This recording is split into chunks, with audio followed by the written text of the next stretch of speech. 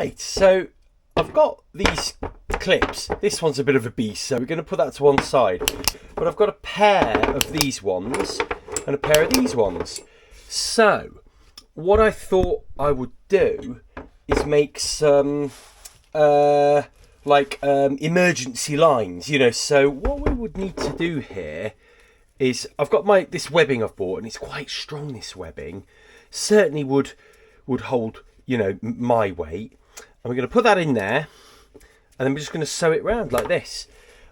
So all I need to do is make sure I've got a couple of good anchor points, one near the rear of the boat and one near the front of the boat. And then I think as long as this is long enough to stop me from being unattached from the boat in rough weather, then I think we'll have the answer there. And you know what? This wasn't the end of the world. This didn't cost very much. So if we get the length a little bit wrong, we can, you know, after testing, we can always redo this bit. Now, the boat's 5.7 metres long. But obviously I've got a good reach, maybe a metre at least of reach. So that would mean you've got 3.72 metres of length.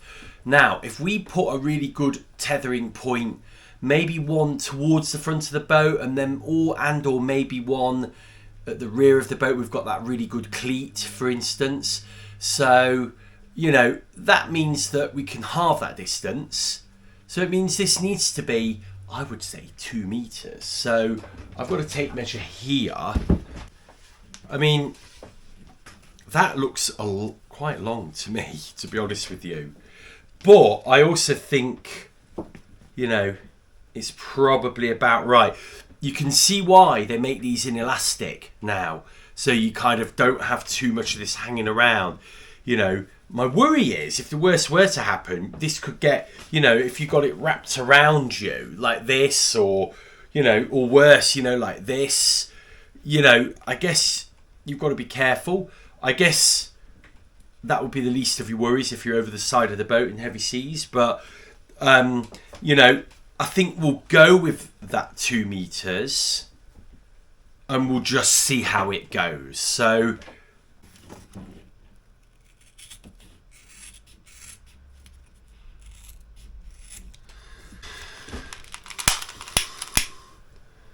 always important to seal these edges up, otherwise they just fray. Make sure this bends this way, so the bend will go around the right way, like that. So when it's pulled under tension, there we go.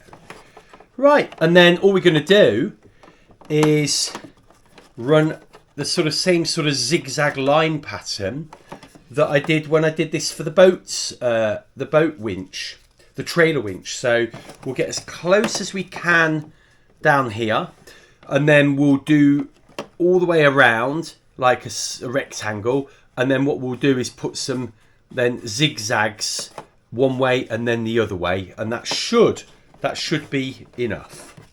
There we go.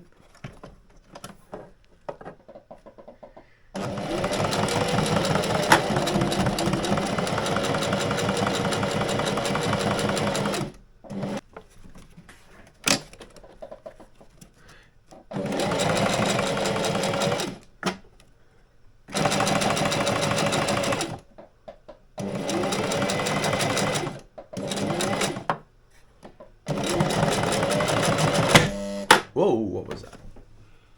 Oh, we got a bit tangled here.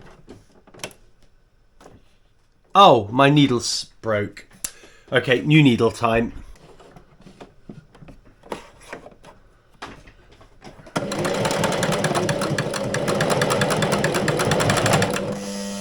There we go, there's one done. Apart from that little rough bit that you just saw me do, that, I tell you what, that's pretty good. That's a pretty good job. Okay, it's black on black, so you don't see an awful lot. I like the way that's quite loose, because if it was too tight, it might get stuck. So that's quite nice and loose. So yeah, quite chuffed at that. I actually had to go a little bit quicker. I think the machine was well, I don't think it was the machine. I think it was something else was struggling if I went too slow. So it needs to go a little bit quicker through the stitch, and once you get the hang of it, it's good. So I'm going to do the other one now. Also, not being on the camera, I think, meant I wasn't under so much pressure. So there we go. So let's do the next one now, and let's finish this off. Right, so there we go. That's one emergency line done. And you know, you don't just have to use that for an emergency line. You could use it for all kinds of stuff. But they are super strong.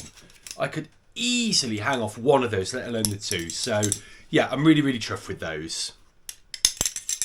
One thing I'm really we've struggled with on the boat is the little connectors, the 12-volt barrel connectors that go into the battery. Now, the connectors on the battery are fine. It's actually this bit here that's being compromised. And what's happening is, because this heat shrink tubing shrinks firm and solid, what's happening is we've got them a bit long and they're kind of bending, and they must be putting force on the connections in here.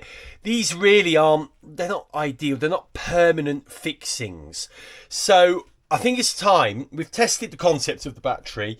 I think it's time now to find a better way of connecting into it. And I think I might have just found the perfect thing. Right then, so here are these little connectors that have come. And I've got two types. First type is the one that's got the barrel built in. So the end of my accessories will have this on the end.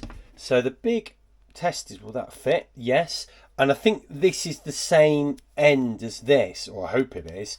Now the idea is this will go into the battery and it'll be really flush now. So it'll leave this to be a lot less under pressure. The other version I've got are these. So we'll just cut those open. So these are exactly the same thing, but with a sort of raw open wire. And they look about the same gauge wire as well. And I'm pretty sure these are all the same 5.5 by 2.1 insert. So the only thing that worries me is this looks, does that, oh yeah, because it will plug into itself. Yeah. Okay, so we've got these we can put on the boat straight away, and they'll work with the existing one of these. Or we could actually completely bypass what we've got on here and just wire this in, which is probably my favourable one. And then these will keep, because these will be useful for spares, or, you know, just attaching anything, and we can actually ad hoc one of these, you know, into anything we might have. So these will be really useful. These came as a sort of 10-pack, I think. So we've got to do that when we go down to the boat next. But that's really good news that we've got that.